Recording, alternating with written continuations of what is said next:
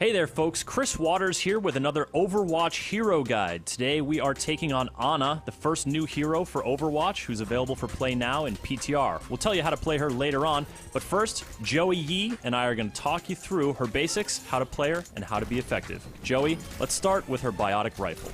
Her rifle's a little bit different than Widowmaker's, for example, in that it not only damages other players, it also heals them. So if you hit your teammates with it, it'll heal them for a good amount of health. If you hit an enemy target, it'll take off a good portion for them as well.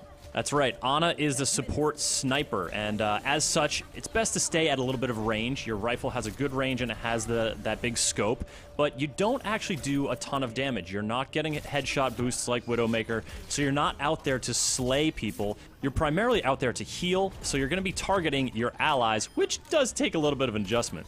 The hitbox for the rifle on friendly targets is actually pretty generous. So someone like a Winston or Reinhardt, they'll have a pretty easy time getting healed by it. But if you have someone like an out-of-mech diva running around as well as shooting, you're going to have a tough time targeting them. Tanks are a definite target, and on the other side, in terms of enemies, supports are going to be the ones that you want to target because you're going to be able to move the needle the most on them. You're going to be able to do a significant amount of damage of their low health, and then you can finish them off using the biotic grenade. Let's talk about this one. Like the biotic rifle, it heals allies and damages enemies. Yeah, so if you throw it at a group of friendly targets, it'll actually heal a bunch of them at once, and also give them a healing buff for about 5 seconds. And throwing it at an enemy target does the same thing, except in reverse.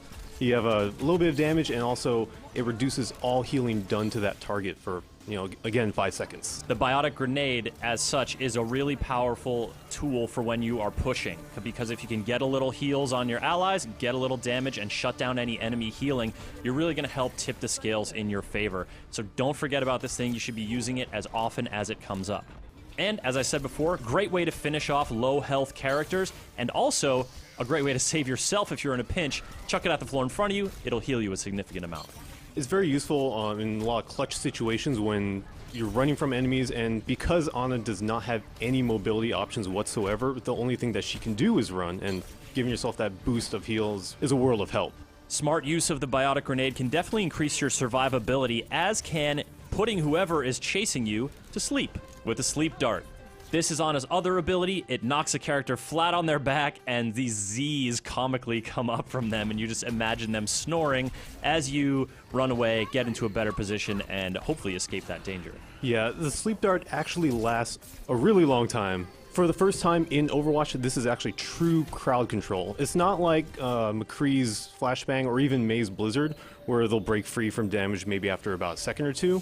This one will actually put them to sleep, and if you do not touch them at all, they'll stay asleep for a good amount of time. It is infuriatingly long. However, there is the key caveat that if they take any damage at all, they wake right back up. So, using the sleep dart on people that are in a firing lane, that are in a crowd where a lot of your teammates are focusing their fire, is not the best way to use it because they are likely to catch some damage and just pep right back up again.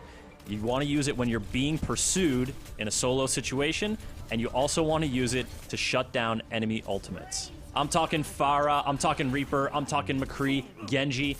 Shut them down, put them to sleep, and you might even get a funny line of dialogue to go with it. Justice reigns from Justice could use a little magic.